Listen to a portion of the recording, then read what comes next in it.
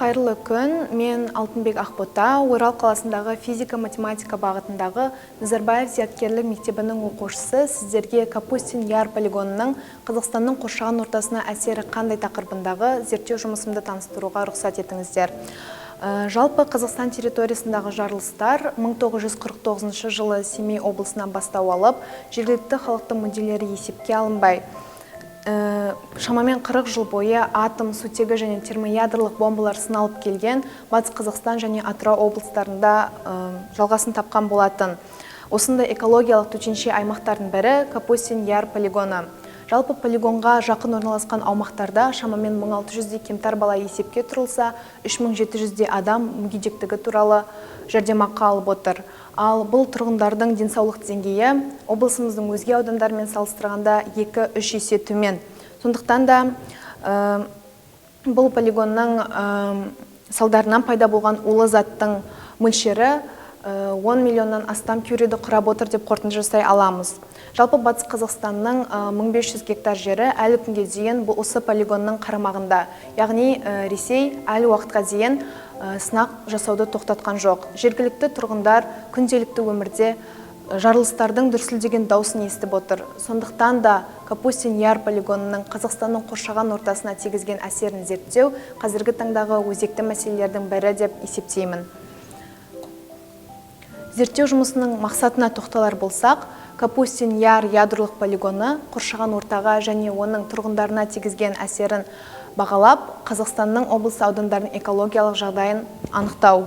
Және осы мақсат негізінде әртүрлі статистикалық мәліметтер арқылы Капустин Яр ядролық сынақ полигонына қатысты ақпараттар жинақтау, полигонның қоршаған орта мен оның тұрғындарына әсерін анықтау және ядролық жарылыс орын алған аумақтағы тұрғындардың сұхбат және сауалнама нәтижелерін талдау деген міндеттер қойылған болатын.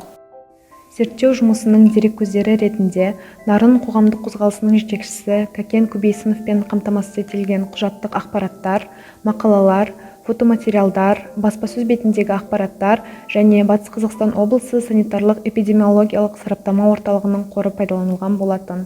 Сонымен қатар осы зерттеу барысында мәселені тереңірек қарастыру үшін біз онлайн SurveyMonkey қосымшасы арқылы полигонға жақын орналасқан тұрғындармен сауалнама жүргізген болатынбыз, және бұл сауалнамаға 80 адам қатысты. Сонымен қатар осы зерттеу барысында біз Атырау қаласындағы Теңізшевройл мұнай-газ кәсіпорнының бас маманы, радиациялық аймақ тұрғыны Галямовадан сұхбат алған болатынбыз, және маман бұл сұхбат нәтижесінде мынандай қорытындылар жасаған болатын.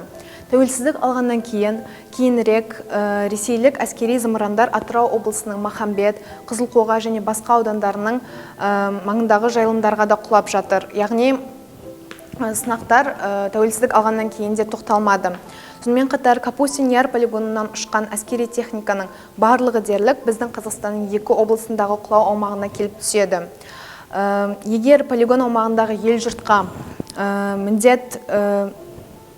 міндетті түрде үкімет тарапынан белгілі бір қаражат бөлінетін болса, онда ол мынандай мақсаттарға жұмсалу керек дейді маман. Біріншіден, құны қымбат емес сапалы ауыз сумен жеткілікті қамтамасыз ету. Екіншіден, сапалы көлік жолымен қамтамасыз ету. Үшіншісі, елді мекендердің барлығы тұрғындар сапалы ұялы байланыспен қамтамасыз ету болса, төртінші және маңызды пункт бұл онкологиялық ауруларды алдын ала анықтау шараларын дұрыстап қолға алу. Осы зерттеу жұмысының нәтижесінде радиация тез таралатын, алайда баяу ыдырау қасиеті бар күрделі кешенді құрылыс екен анықталған болатын. Ал Капустин Яр полигонының Батыс Қазақстан облысына, Атырау облысына тигізген залалы тек қоршаған ортаға емес, сонымен қатар тұрғындарға да үлкен қиындық болғанын айта аламыз. Сондықтан біздің еліміздің аумағы шетел қаруларының құлайтын немесе ұшырылатын аумағы болып қалмау керек.